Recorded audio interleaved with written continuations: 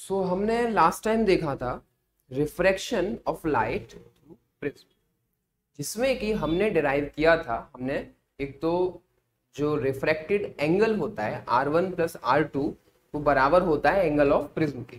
हमने एक वो डिराइव किया था। दूसरा किया था कि जो दो इंसिडेंस एंगल होते हैं, एक तो I1 एंगल ऑफ इंसिडेंस, दो इंसिडेंस एंगल्स तो नहीं बोलना चाहिए, एक तो होता है एंगल ऑफ इंसिडेंस, और जब लाइट प्रिज्म से रिफ्रैक्ट होकर बाहर निकलती है तो एंगल ऑफ इमर्जेंस बनता है। तो उस एंगल ऑफ इमर्जेंस को हमने I2 बोला था। तो वो I1 plus I2 equals to A plus delta के हो गया था। तो उसको एक बार थोड़ा सा रिकैप कर लेते हैं, उसके बाद हम पढ़ेंगे factors affecting angle of deviation. ठीक है, तो कुछ ऐसा डायग्राम था कल जो हमने किया था, ये था। तो ये आपका रेयरर मीडियम, ये आपका डेंसर मीडियम, और ये रेयरर मीडियम। लाइट आपकी इंसिडेंट होती है। अब ऑब्वियस सी बात है, रेयर से डेंसर में जाएगी तो टुवर्ड्स नॉर्मल जाएगी। अच्छा, एक इसका मैं बताऊंगा आपको एक ट्रिक कि जब आपकी लाइट रेयरर से डेंसर जाती है तो कैसे बेंड होती है, इसको याद कैसे रखना है कि नॉर्मल से अवे जाती है, नॉर्मल से पास आती है, वो कैसे याद रखना है। हमें कॉन्सेप्ट पता रहता है, लेकिन हम अक्सर करके भूल जाते हैं। फिर भी तो उसका एक तरीका बताऊंगा, ठीक है। तो ये इंसिडेंट लाइट रेयरर मीडियम से आती है और डेंसर में रिफ्रैक्ट होके रेयरर से वापस निकल जाती है, जिसमें आपका ये था इमर्जेंट रे, ये था आपका इंसिडेंट रे। यहाँ पे क्या था, ये I1, और जिसको कि ये आपका जो एंगल बन रहा था वो I1, और ये I2 जिसको हम एंगल ऑफ इमर्जेंस भी बोलते हैं। तो हमने यहाँ से दो रिलेशन निकाले थे। क्या क्या निकाले थे कि I1 plus I2 is equals to angle of prism plus delta होता है। कौन सा डेल्टा, ये डेल्टा किस किस के बीच में, जो इंसिडेंट रे का ओरिजिनल पाथ है और इमर्जेंट रे का जो पाथ है।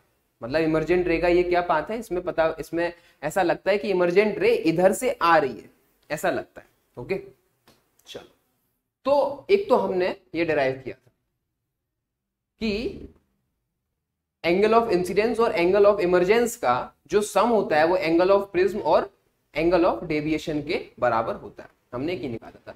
दूसरा हमने रिलेशन निकाला था कि R1 plus R2 is equal to होता है A। हमने ये दो रिलेशन कल सॉल्व कर लिया था। इसकी एक पूरे वीडियो पड़ी हुई है, उसकी मैं डिस्क्रिप्शन में लिंक डाल दूंगा। ओके, अब बात आती है कि यहां तक तो हो गया कि एंगल एक डेविएट कर रहा है, एक जो लाइट आ रही है वो डेविएट कर रही है। अब हमें पढ़ना है कि factors affecting angle of deviation, मतलब कि वो जो एंगल ऑफ डेविएशन डेल्टा है वो किन किन फैक्टर्स पे डिपेंड करता है। तो उसमें एक है आपका angle of incidence, angle of prism, material of prism, और आपका कलर या वेवलेंथ ऑफ लाइट। जब मैंने कल बताया था कि जो लाइट होती है वो मोनोक्रोमेटिक लाइट होती है, वो मोनोक्रोमेटिक लाइट होती है। ठीक है, तो अब जैसे ये रिफ्रैक्शन होता है वो लाइट टू लाइट चेंज हो जाता है। ठीक है, वो आगे आने वाली वीडियोस में मैं बी पार्ट बहुत डिटेल में यूज बता दूंगा कि कैसे कैसे डिफरेंट लाइट के लिए कैसे एंगल ऑफ डेविएशन चेंज होता है। तो पहले ये समझते हैं एंगल ऑफ इंसिडेंस, बहुत ही ज्यादा इंपॉर्टेंट पार्ट है ये आपका एंगल ऑफ डेविएशन, कि एंगल ऑफ डेविएशन का एंगल ऑफ इंसिडेंस का और एंगल ऑफ डेविएशन का क्या रिलेशन है, और angle of deviation angle of incidence पे कैसे डिपेंड करता है। ठीक है, बहुत इंपॉर्टेंट पार्ट है, थोड़ा सा टफ है, ज्यादा नहीं, लेकिन थोड़ा समझना थोड़ा आसान भाषा में। चलो देखते हैं। तो एंगल ऑफ इंसिडेंस आए, चलो ये देखते हैं।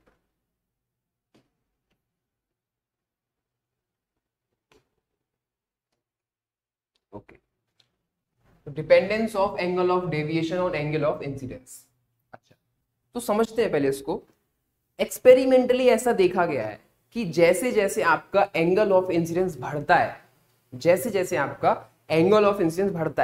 वैसे वैसे जो एंगल ऑफ डेविएशन होता है डिक्रीज होता है, लेकिन एक मिनिमम डेविएशन पॉइंट पे आके, एक मिनिमम एंगल ऑफ डेविएशन पे आके आपका जो एंगल ऑफ डेविएशन है वो फिर बढ़ता चला जाता है। मतलब समझो क्या होता है कि मान लिया ये आपका कुछ ग्राफ, ठीक है, इधर क्या है आपका एंगल ऑफ इंसिडेंस ले लिया हमने, और इधर हमने एंगल ऑफ डेविएशन ले लिया। ठीक है, तो मैंने बोला कि ग्राफ आपका कुछ इस तरीके का बनता है, मतलब कहने का है कि जो पॉइंट होता है वो आपका मिनिमम डेविएशन होता है। अभी बताऊंगा कि मिनिमम डेविएशन कैसे होता है, कहां से निकलता है, यही क्यों होता है, वो सारे सवालों के जवाब बताता हूं, ठीक है। तो ये क्या आपका मिनिमम डेविएशन, मतलब कि जो यहां से जब आप आगे जा रहे थे तो एंगल ऑफ इंसिडेंस हमारा बढ़ रहा था, एंगल ऑफ इंसिडेंस हमारा बढ़ रहा था, लेकिन जो एंगल ऑफ डेविएशन है वो कम हो रहा है। और जैसे ही एक मिनिमम वैल्यू आई, उस मिनिमम वैल्यू पे आके हमारा एंगल ऑफ इंसिडेंस बढ़ ही रहा है। ऐसा नहीं कि एंगल ऑफ इंसिडेंस डिक्रीज होगा तब वो इंक्रीज होगा, डेविएट होगा, नहीं, ऐसा कुछ नहीं है। एक सिंपल सी भाषा में ध्यान रखना है कि एंगल ऑफ इंसिडेंस बढ़ता रहेगा, लेकिन मिनिमम डेविएशन से अगर आप एंगल ऑफ इंसिडेंस जैसे जैसे बढ़ेगा, मिनिमम डेविएशन से जैसे आप एंगल आगे जाएगा तो आपका एंगल ऑफ डेविएशन बढ़ेगा, लेकिन इधर डिक्रीज होगा। इस साइड पे क्या होगा, ये डिक्रीज हो रहा है, इस साइड पे क्या हो रहा है, इंक्रीज हो रहा है। लेकिन अब पॉइंट आता है कि मिनिमम ऑफ जो एंगल ऑफ जो मिनिमम डेविएशन आता है, मिनिमम एंगल ऑफ डेविएशन जो आपका आता है, उसके बाद क्यों बढ़ता चला जाता है, उससे पहले क्यों घटता है, ये सवाल आता है। चलो वो ही बताऊंगा अभी, इसका ही डायग्राम देखते हैं अभी अच्छे से। अच्छा, तो इसका ना पहले अपन लिख लेते हैं, कुछ पॉइंट्स लिख लेते हैं जो काम के हैं।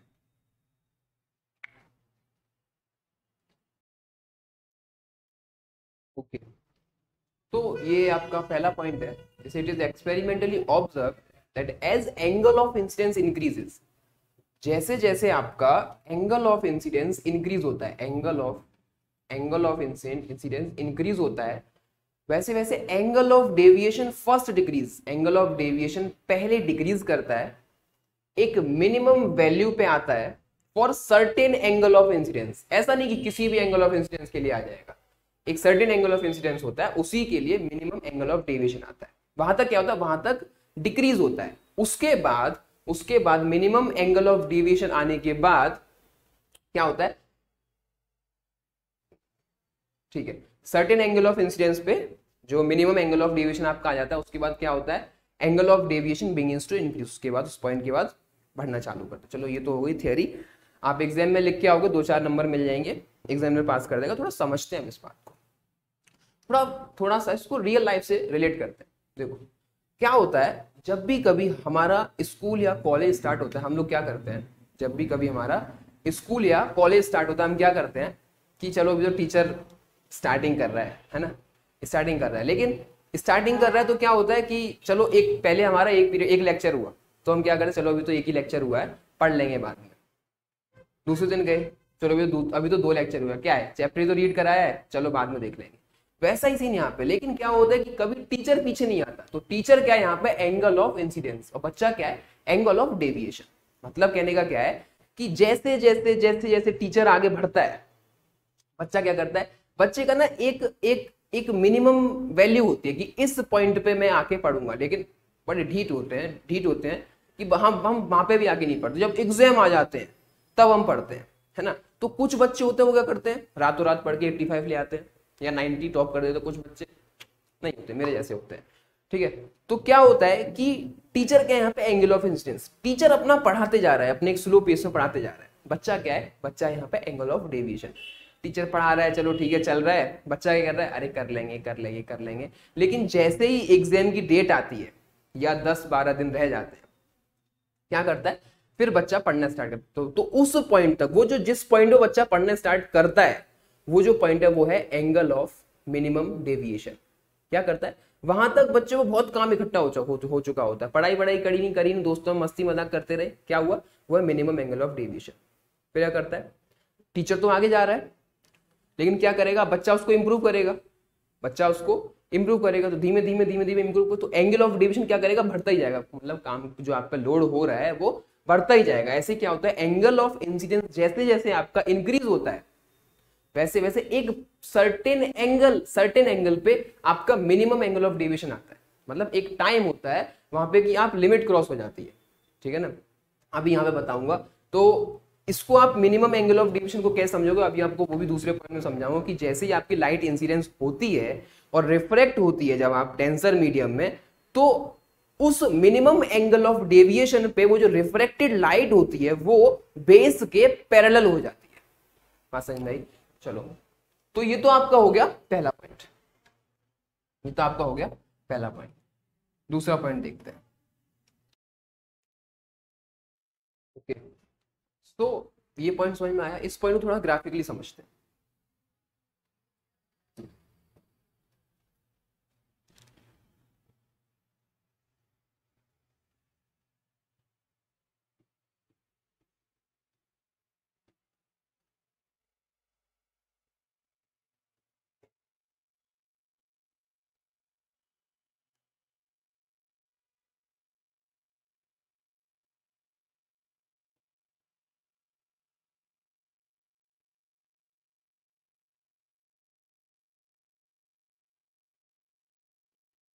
इधर क्या आपका एंगल ऑफ इंसिडेंस और ये है आपका एंगल ऑफ डेविएशन। तो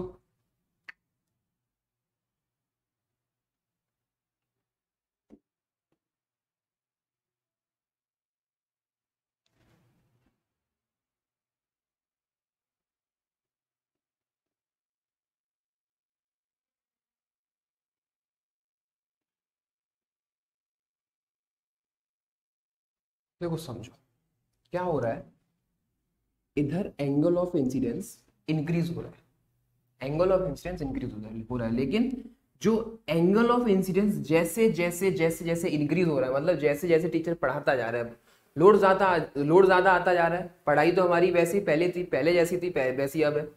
तो टीचर जैसे जैसे पढ़ाता जा रहा है, फिर जैसे जैसे एंगल ऑफ इंसिडेंस कम होता बढ़ता जा रहा है, बच्चा क्या कर रहा है, बच्चा और गड्ढे में जाता जा रहा है। क्यों? अरे पढ़ लेंगे, ठीक है। तो एंगल ऑफ डेविएशन क्या कर रहा है, ठीक है। लेकिन लेकिन ये तो कम नहीं हो रहा ना, ये तो अपने बढ़ता जा रहा है। टीचर तो मस्त मौला आदमी है, वो अपने आगे बढ़ता जा रहा है। लेकिन एक पॉइंट ऐसा आएगा जब बच्चे की आंखों में शर्म आएगी। वो जो पॉइंट है ना, वो है आपका minimum deviation angle, minimum deviation angle, ठीक है ना। उसके बाद क्या होगा, जैसे जैसे आपका एंगल ऑफ इंसिडेंस बढ़ेगा, वैसे वैसे एंगल ऑफ डेविएशन भी आपका बढ़ता जाएगा। तो वैसा यहाँ पे लिखा है कि शुरू में तो एंगल ऑफ इंसिडेंस के बढ़ने पे एंगल ऑफ डेविएशन कम होता है, लेकिन बाद में एक मिनिमम एंगल ऑफ डेविएशन आने के बाद एंगल वो बढ़ता जाता है। ये चीज क्लियर है? चलो अच्छी बात है। अच्छा ठीक है, तो इसको हम ऐसे भी लिख सकते हैं, समझने के लिए इसको हम ऐसे लिख सकते हैं।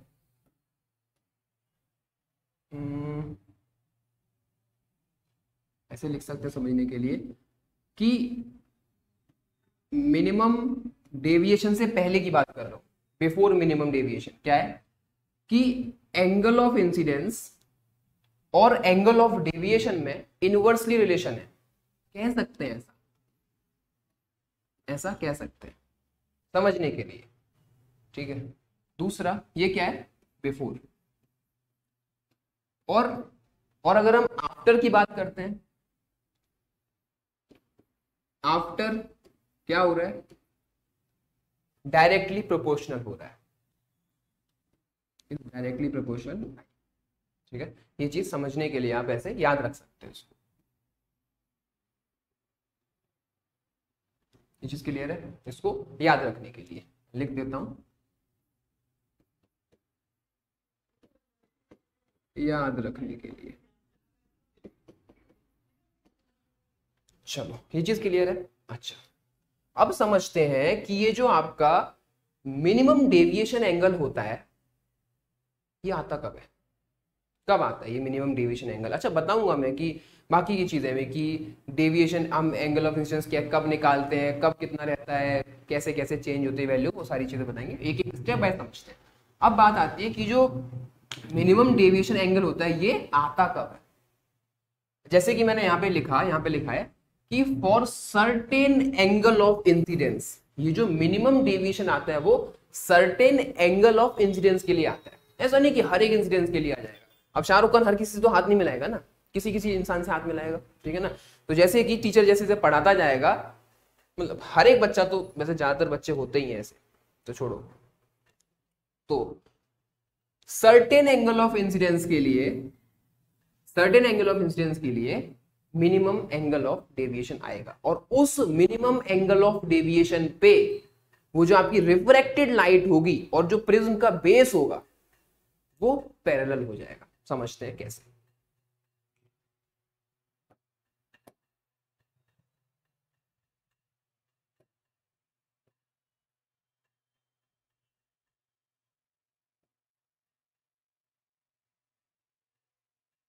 सही है।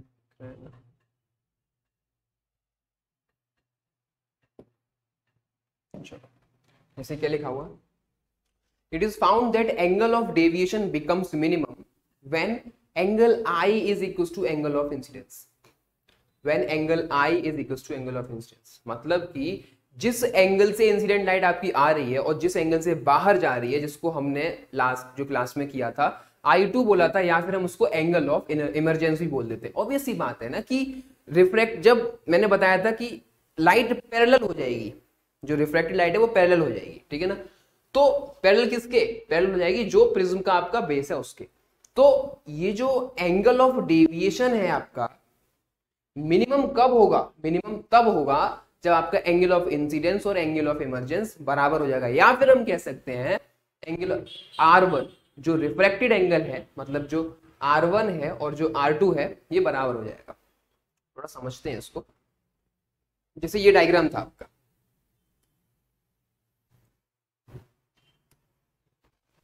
इस डायग्राम में समझते हैं, दिख रहा है ना? चलो, कैसे? ये था आपका क्या? एंगल ऑफ इंसिडेंस, ठीक है। ये क्या है आपका? Angle of emergence. तो मैं क्या बोल रहा हूं कि for certain angle of incidence जो मिनिमम आपका एंगल ऑफ डेविएशन होगा वो मिलेगा, ठीक है। वो कब मिलेगा? थोड़ा ये कट रहा है।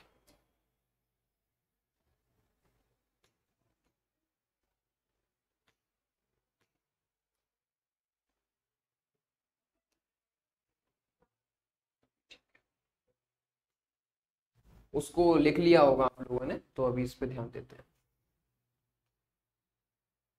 चलो समझो कि फॉर सर्टेन, ये क्या है आपका भाई? एंगल ऑफ इंसिडेंस, और ये हो गया आपका एंगल ऑफ इमरजेंस। तो मैं क्या बोल रहा हूं कि angle of incidence is equal to angle of emergence होगा, या फिर मैं क्या कह रहा हूं कि R1 इज इक्वल टू होगा R2। तो क्या हो रहा है यहाँ पे कि ये दोनों, या फिर नहीं, ये दोनों कंडीशन सेम ही कह सकते हैं, या तो हम आप ऐसे कह लो या फिर आप ऐसे कह लो, ठीक है ना। जब ये कंडीशन आपकी मैच होगी, जब ये कंडीशन आपकी मैच होगी, तब आप समझ जाना कि आपको मिनिमम एंगल ऑफ डेविएशन मिल चुका है। तो ये वही, और देखो, और मैंने क्या बताया कि ये जो रिफ्रैक्टेड लाइट है, ये जो रिफ्रैक्टेड रे है, वो बेस BC के पैरेलल हो जाएगी। रिफ्रैक्टेड रे बेस BC के पैरेलल हो जाएगी। तो इस चीज को आप वीडियो पॉज करके और लिख लेना। चलो भाई, तो मैंने यहाँ पे वही लिखा हुआ है कि angle of deviation becomes minimum when angle of i incidence is equal to angle of emergence, और when R1 is equal to R2। Hence जो रिफ्रैक्टेड रे PQ है पैरेलल टू बेस।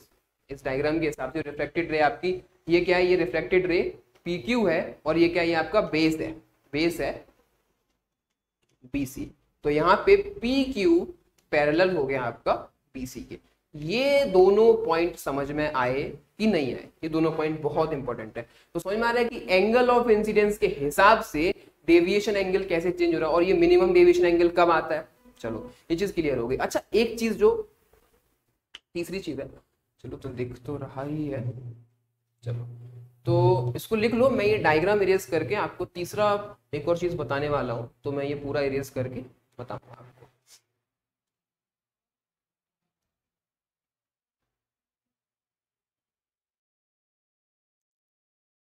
देखो भाई, हम इरेज करने चले थे, हम ये तो भूल ही गए थे कि भाई साहब तुम स्मार्ट बोर्ड पर काम कर रहे हो तो स्लाइड बदल भी सकते हो। तो ये डायग्राम है आपका, यही डायग्राम है, बस यहाँ पे मैंने मिनिमम एंगल ऑफ डेविएशन बताया था, और यहाँ पे मैं आपको थोड़ा सा कुछ चीज़ें अलग बताने वाला हूँ, ठीक है। तो इसको थोड़ा बीच में ले आते हैं।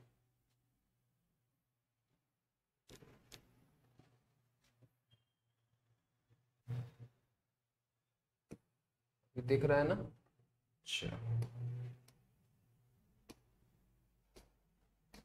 देखो समझो मैंने अभी आपको क्या बताया कि मिनिमम एंगल ऑफ डेविएशन के लिए एंगल ऑफ इंसिडेंस और एंगल ऑफ इमर्जेंस बराबर होगा, या फिर हमने एंगल ऑफ इंसिडेंस को, ये जो I1 था उसको I2 के बराबर बोला था, I1 को I2 के बराबर बोला था, या फिर E बोल सकते हैं एंगल ऑफ इमरजेंस। ठीक है, बुक में I2 लिया हुआ है। ठीक है, चलो। अच्छा हाँ, कुछ बच्चे सोचते हैं कि ये पढ़ा कहाँ से रहा है टीचर, कभी कभी ये चीज हमारे दिमाग में आता है कि यार पढ़ा कहाँ से रहा है, तो अगर वो बुक मिल जाती तो बड़ा अच्छी बात हो जाती।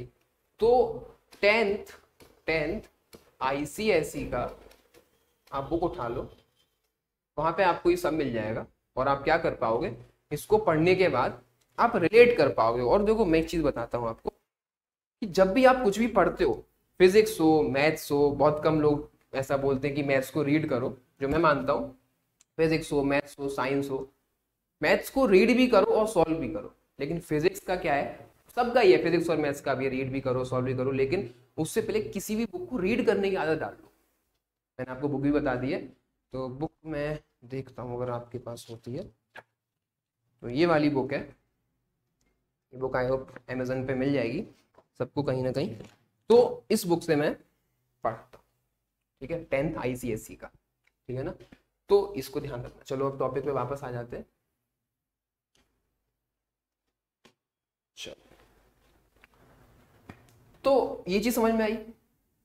अब इस चीज के लिए ये जो था वो क्या था ये था आपका मिनिमम एंगल ऑफ डेविएशन।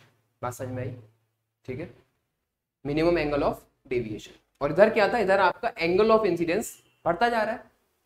तो हो क्या रहा है, देखो ऐसा तीसरे पॉइंट में आप लिख सकते हो, तीसरे पॉइंट में लिख सकते हो आप कि मिनिमम एंगल ऑफ डेविएशन जिस एंगल ऑफ इंसिडेंस पे होगा, मतलब कहने का है कि मिनिमम एंगल ऑफ डेविएशन के लिए आपका जो इंसिडेंस एंगल होगा वो एक ही होगा। क्यों एक ही होगा, मिनिमम एंगल ऑफ डेविएशन के लिए जो आपका एंगल ऑफ इंसिडेंस होगा वो एक ही होगा या फिर सेम होगा। क्यों होगा, क्योंकि इस कंडीशन की वजह से I1 और I2 को, I2 तो यहाँ पे E है और हम I1 इज इक्वल टू, अगर I2 है तो हम इसको क्या लिख लेते हैं, I लिख लेते हैं। क्या ये बात समझ में आई? चलो समझो अगर नहीं समझ में तो मैं कहना चाह रहा हूं कि मिनिमम एंगल ऑफ डेविएशन कब हो रहा है, मिनिमम एंगल ऑफ डेविएशन कब हो रहा है, जब आपका I1 is equals to I2 है, ठीक है, और I2 ये क्या है, I2 कुछ नहीं है, ये क्या है, E है, एंगल ऑफ इमरजेंस, ठीक है, और ये चीज इसके बराबर है। और जब ये चीज बराबर हो जाती है तब आपका क्या हो जाता है, तब आपका डेल्टा मिनिमम मिल जाता है या फिर एंगल ऑफ डेविएशन मिल जाता है। तो क्या मैं यहां से ये नहीं कह सकता कि मिनिमम एंगल ऑफ डेविएशन पे आपको जो एंगल ऑफ इंसिडेंस मिलता है वो सेम मिलता है। ये बात क्लियर हुई, ये बात यहां तक क्लियर हो जानी चाहिए। और फिर मिनिमम एंगल ऑफ डेविएशन को छोड़ के बाकी जितने भी एंगल ऑफ डेविएशन मिलते हैं, जैसे कि यहां पे ये है और एक ये पॉइंट है, बाकी एंगल ऑफ डेविएशन के लिए आपको दो इंसिडेंस एंगल मिलते हैं और ऐसा हमेशा होता है। तो मतलब कहने का ये है कि 3 पॉइंट मैंने बताए, अगर मैं समराइज करूं इसको, पहला पॉइंट क्या था आपका कि जैसे जैसे आपका एंगल ऑफ इंसिडेंस बढ़ता है आगे, वैसे वैसे जो एंगल ऑफ डेविएशन है वो कम होता जाएगा। लेकिन एक पॉइंट आएगा मिनिमम एंगल ऑफ डेविएशन, उसके बाद क्या करेगा, वो एंगल ऑफ डेविएशन बढ़ेगा। ये चीज क्लियर है। दूसरा पॉइंट मैंने क्या बताया कि वो मिनिमम एंगल ऑफ डेविएशन कब आएगा, ऐसा तो नहीं कि उठा के रख लिया कुछ भी, मिनिमम एंगल ऑफ डेविएशन आएगा ना एक टाइम पे। जैसे वो बच्चा है, टीचर पढ़ाता जाएगा, कब पढ़ेगा, या तो घर से जूता पड़ेगा, मम्मी पापा या तो घर से बाहर निकालेंगे, या फेल होने का डर होगा, बहुत सारे सर्कमस्टांसेस होते हैं, ठीक है ना। ऐसा ही यहाँ पे तो ये मिनिमम एंगल ऑफ डेविएशन कब आएगा, मिनिमम एंगल ऑफ डेविएशन जब आएगा जब आपका एंगल ऑफ इंसिडेंस I1 या फिर इंसिडेंस एंगल और इमरजेंस एंगल बराबर हो जाएगा, angle of I is equal to angle of emergence, ये बराबर हो जाएगा। या फिर R1 और R2 ये भी, मतलब दोनों कंडीशन है, R1 और R2 ये भी बराबर होना चाहिए और I1 और I2 ये भी बराबर होना चाहिए। मैं हट जाता हूं पीछे, स्क्रीनशॉट ले लो इसका या फिर वीडियो रोक के लिख लेना, ठीक है। तो ये बात समझ में आ जानी चाहिए। चलो तो ये चीज यहां तक क्लियर हो गई।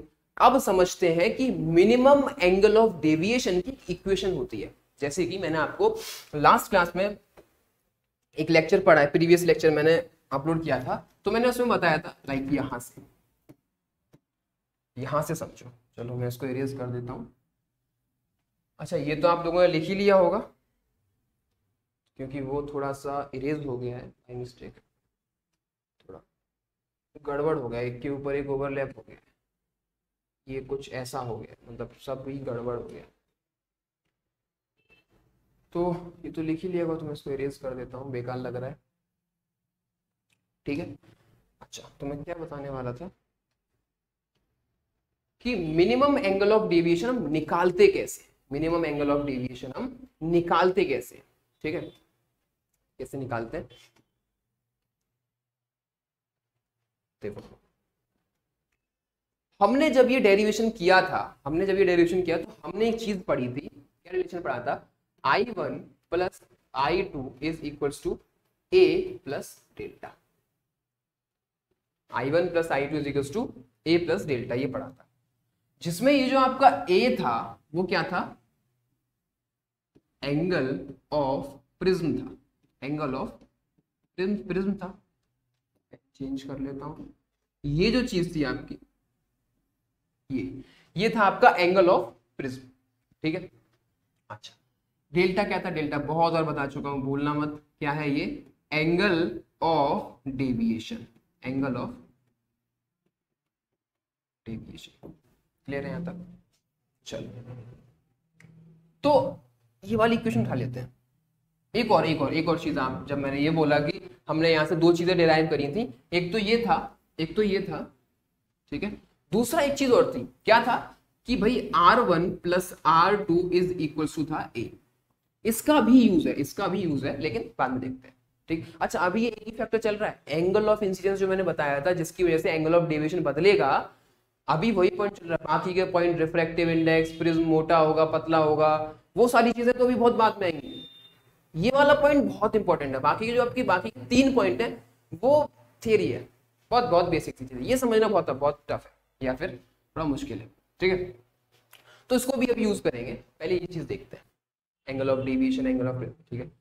तो हम लोग क्या फाइंड कर रहे हैं, हम फाइंड कर रहे हैं कि मिनिमम एंगल ऑफ डेविएशन हम कैसे निकालते हैं। ठीक है, तो हमें ये वाली इक्वेशन पता है क्या, कि भाई I1 plus I2 is equal to A plus delta. ठीक है, हम बात कर रहे हैं किसकी, मिनिमम एंगल ऑफ डेविएशन की बात कर रहे हैं हम। ये मिनिमम एंगल ऑफ डेविएशन है भाई, हम मिनिमम एंगल ऑफ डेविएशन की बात कर रहे हैं। ठीक है, तो मैंने बताया था अभी यहां पे कि ये जो I1 है और I2 है, इसकी सेम वैल्यू के लिए आपको एंगल ऑफ डेविएशन मिलेगा। तो क्या मैं I1 और I2 को I नहीं रख सकता, मतलब कि अगर मैं I1 को भी I रख लूं, सॉरी, और मैं I2 को भी I ही रख लूं,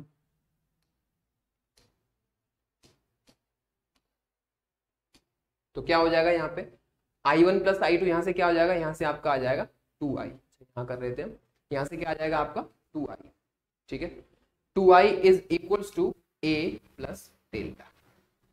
डेल्टा क्या है, minimum angle of deviation, minimum वहां पे लिख लेना अपना मिनिमम। तो यहां से आपका मिनिमम डेल्टा कितना आ जाएगा, यहां से जो आपका डेल्टा मिनिमम है वो आ जाएगा 2I माइनस A। इस चीज को ध्यान रखना, अभी मैं न्यूमेरिकल भी कराऊंगा, इस चीज को ध्यान रखना। ये चीज क्लियर है, आज पॉसिबल हुआ तो आज, अदरवाइज नेक्स्ट वीडियो में। Minimum angle of deviation 2I minus A, ये आपका यहां तक हो गया।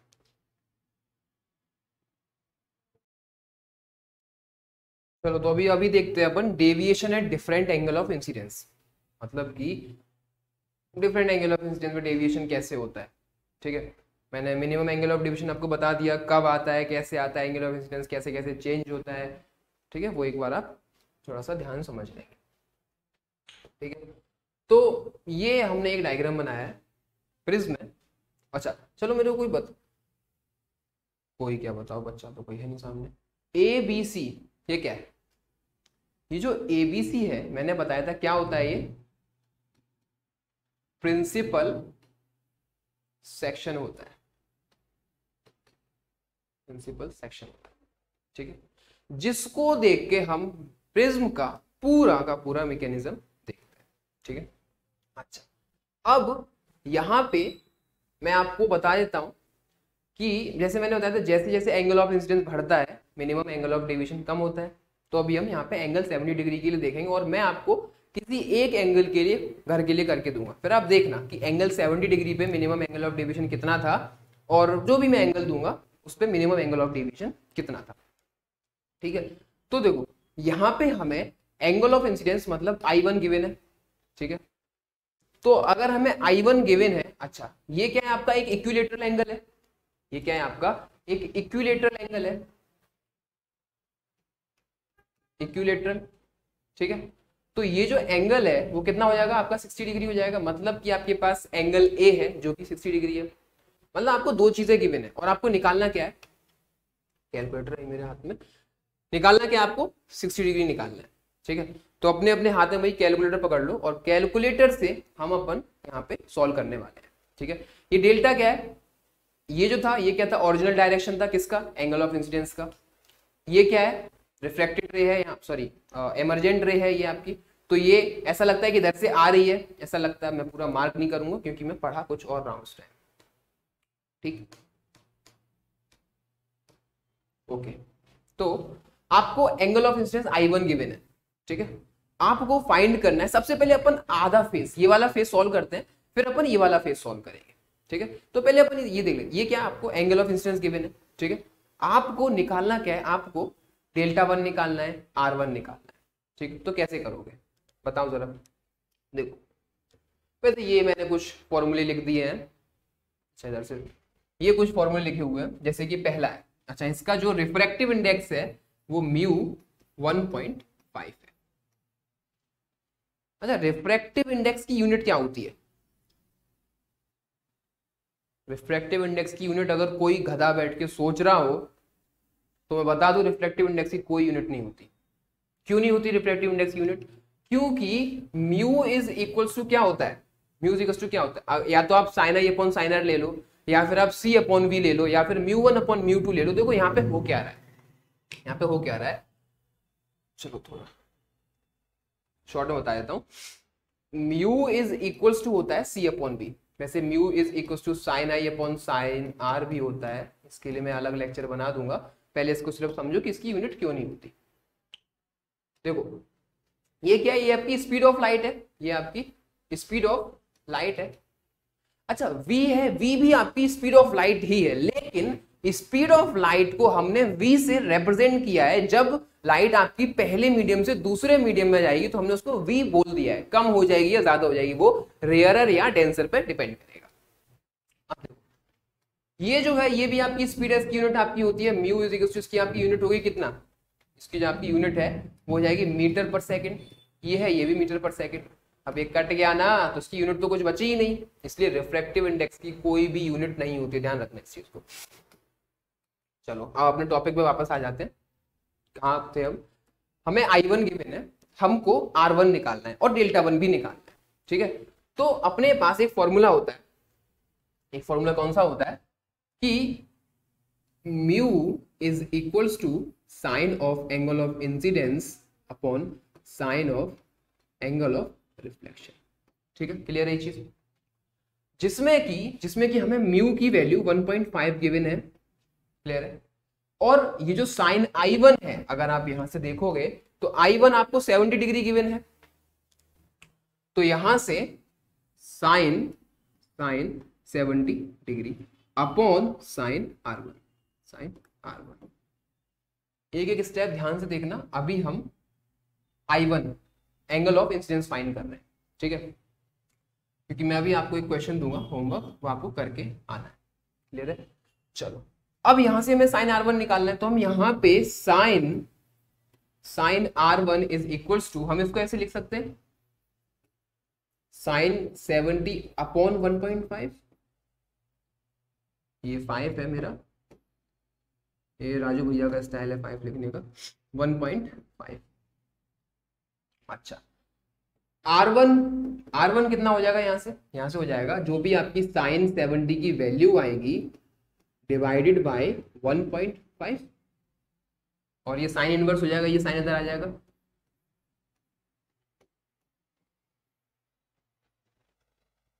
ऐसे लिख सकता हूं मैं इसको, R1 इज इक्वल टू, चलो अब जरा इसको फाइंड करते हैं, कैलकुलेटर से फाइंड करते हैं। तो आपका साइन 70 कितना रहता है, ये हो गया आपका 0.9396, और उसको डिवाइड कर दो 1.5 से। अपना कैलकुलेटर में आप लोग कैलकुलेट कर लेना, 0.9396 डिवाइडेड बाई 1.5।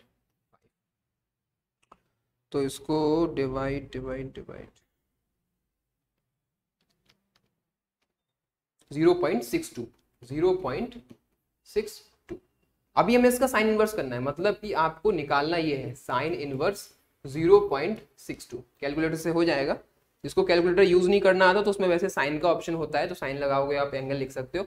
साइन इनवर्स कैसे आएगा, आप शिफ्ट दबाओगे एक बार, फिर साइन पे क्लिक कर देना, वो साइन इनवर्स हो जाता है। ठीक है, तो साइन इनवर्स 0.62, 0.62 आपका एंगल आ गया, ये आ गया आपका R1, ये आ गया 38.3। क्लियर है, 38.3। अच्छा, बुक में शायद 38.5 गिवन है, बुक में आपका 38.5 गिवन है, तो कंफ्यूज मत हो ना, पॉइंट तक इतना चलता है। ठीक है, 38.3, तो उसको लिख लेते हैं। इधर आ जाओ, हमें क्या फाइंड करना था, R1। R1 हमारा आ गया 38.3, हमने जो फाइंड किया अपन वो लिखते हैं 38.3 डिग्री। यहाँ तो कोई दिक्कत नहीं होनी चाहिए। चलो, अभी हमने जब रिफ्रैक्शन थ्रू प्रिज्म पढ़ा था, तो हमने वहां पे पढ़ा था R1 plus R2 is equal to delta, और मैंने बताया भी था कि इसका मैं मतलब बताऊंगा कि ये कहाँ यूज होता है। ठीक है, अभी हमारे पास R1 गिवन है, ठीक है, लेकिन लेकिन लेकिन हाँ ठीक है, नहीं उसका अभी यूज नहीं आया, चलो अभी हमको डेल्टा 1 निकालना है। ठीक है, अभी हमको डेल्टा 1 निकालना है, और हमको पता है कि अगर मैं एंगल ऑफ इंसिडेंस में से एंगल ऑफ रिफ्रैक्शन माइनस करूं तो मेरा डेल्टा 1 आ जाएगा। ठीक है, तो इधर अलग से, चलो ये लिख लेना, मैं इसको इरेज कर देता हूं। ठीक है, अभी हम आप बात कर रहे हैं डेल्टा 1, मतलब अभी हम कैलकुलेट कर रहे हैं डेल्टा 1। ठीक है, तो अपने को पता है कि भाई I minus R1 is equals to होता है डेल्टा 1। ठीक है, और I1 अपने को पता है 70 डिग्री आया है, और माइनस 38.3 कितना हुआ, कैलकुलेट करो। ये आपका आएगा 31.6। ठीक है, 31.6 समझ में आ रहा है, तो लिख लो यहाँ पे। तो आपका ये डेल्टा 1 है वो कितना हो गया, 31.6 डिग्री। यहां तक कोई दिक्कत नहीं होनी चाहिए। ठीक है, चलो अब देखो, अब अपन यहाँ से क्या निकाल सकते, देखो डेल्टा 2 निकाल नहीं सकते, क्यों, क्योंकि हमारे पास ना तो R2 है, ना ही हमारे पास I2 है। ठीक है, तो हम यहाँ से R2 निकाल सकते हैं। किस रिलेशन को यूज करिए, मैंने सारा का सारा स्टेप बाय स्टेप लिख दिया है। पहले हमने इसको यूज किया, फिर इसको यूज किया, अब अपन इसको यूज करने वाले हैं फॉर फाइंडिंग R2। तो देख लेते हैं क्या, फॉर फाइंडिंग R2 अपने को पता है भाई R1 plus R2 is equal to होता है A। ठीक है, और R1 कितना आया था, 38.3।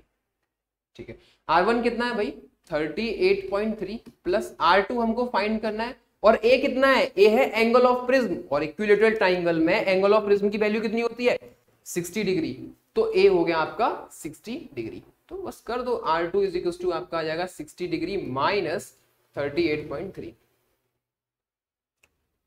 R2 इतना ही है क्या, R1 कितना है, R1 38.3। अच्छा ठीक है, तो भाई 60 डिग्री माइनस 38 पॉइंट, ऐसे ये आसान है कैलकुलेशन, लेकिन अपन पॉइंट में है तो एक्यूरेट लाना पड़ेगा। तो आपका R2 कितना आ जाएगा, 21.7। यहाँ तक बात समझ में आई, चलो समझ में आ गई। अभी हमने R2 निकाल लिया, अभी हमें डेल्टा टू और आई टू में से कोई एक चीज निकालनी है, ठीक है।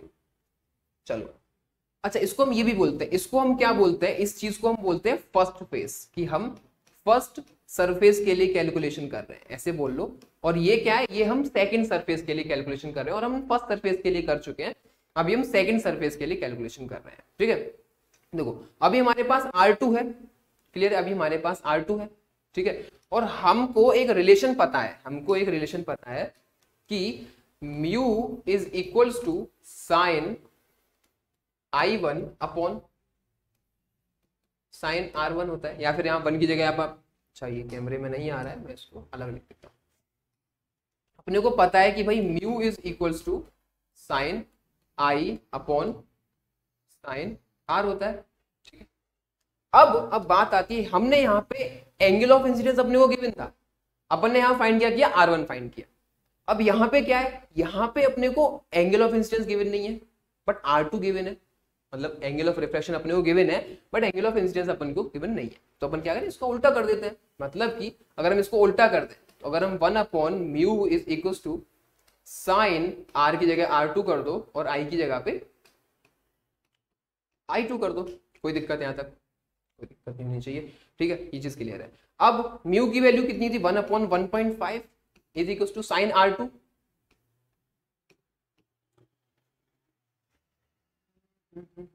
सही कर रहा हूं क्या मैं, R2 निकाला क्या, अच्छा R2 निकाला कहाँ है अभी, R2 अच्छा मैं R2 लिखना भूल गया, हमारा हमने R2 निकाला था R1 plus R2 is equal to A, तो आई थिंक एंगल जो जो हमारा R2 आया था,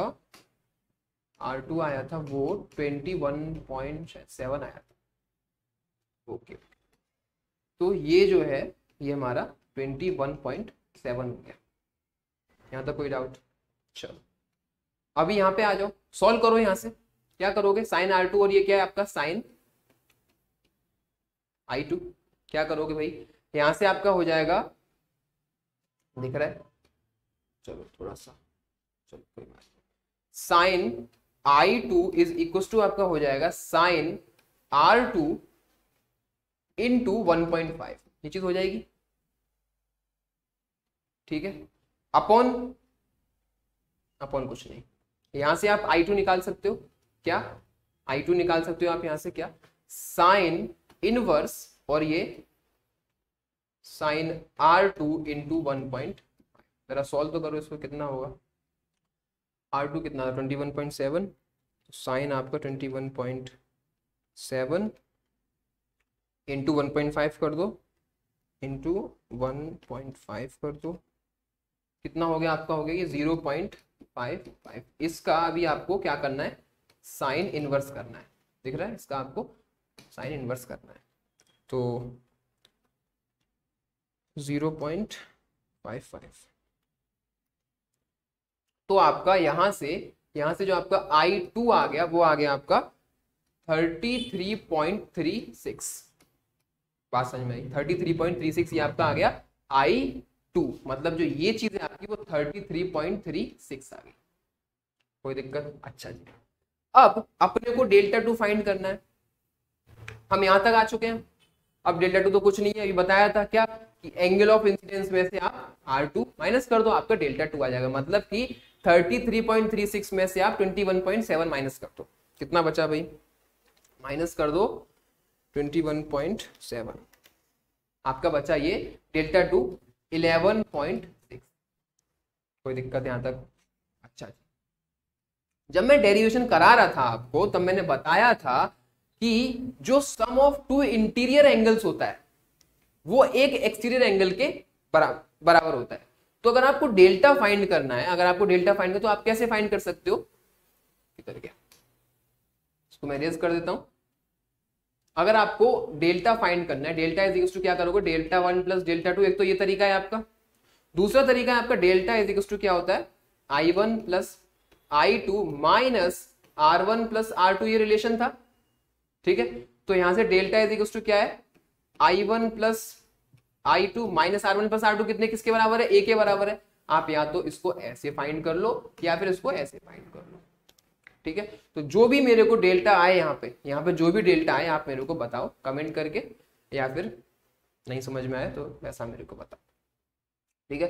तो ये अपना खत्म हो चुका है यहाँ तक सारी चीजें, ये सारा का सारा स्टेप है आपको कैसे कैसे करना है। पहले ये रिफ्रैक्टिव इंडेक्स निकालना है, सॉरी पहले आपको रिफ्रैक्शन एंगल निकालना है, फिर डेल्टा वन निकालना है, फिर उसके बाद R2 निकालना है, उसके बाद IT। जैसे जैसे मैंने इस स्टेप को लिखा है बिल्कुल ऐसे फॉलो करते जाओ, पूरा फॉर्मूला लिखा है, बस आपको थोड़ा कैलकुलेटर की जरूरत पड़ेगी और हो जाएगा सॉल्व। चलो मैं आपको एक क्वेश्चन और दे देता हूँ, तो मैं वीडियो रुक देता हूँ, डायग्राम बनाना है मुझे एक। चलो मर गया। चलो तो ये मैंने बताया आपको कैसे करना है, बिल्कुल इसी पैटर्न में आपको मैं आपको एक एंगल ऑफ इंसिडेंस दूंगा और उसके बाद आपको R1 R2 delta delta one delta two सारा का सारा फाइंड करना है, ठीक है। तो एज यूजुअल ये क्या है आपका इक्विलेटरल ट्राइंगल है, तो ये जो आपका हो जाएगा A angle of prism which is equal to 60 degree, ठीक है। और ये जो आपका एंगल है वो है I1, ये है 30 डिग्री। अब मैं इसमें कुछ भी मार्क नहीं करने वाला, आप खुद से मार्क करो कि R1 किधर है, R2 किधर है, डेल्टा वन किधर है, डेल्टा टू किधर है, डेल्टा किधर है। बस एक चीज बता देता हूँ कि जो आपका डेल्टा है ना वो यहाँ पे कुछ बनेगा, यहाँ पे ये कुछ आपका डेल्टा बनेगा, ये आपका डेल्टा बनेगा, ठीक है ना। तो इसको थोड़ा सा फाइंड करो, ठीक है। जो भी रहता है मेरे को बताओ कमेंट सेक्शन में, फिर चलो ठीक है, थैंक यू।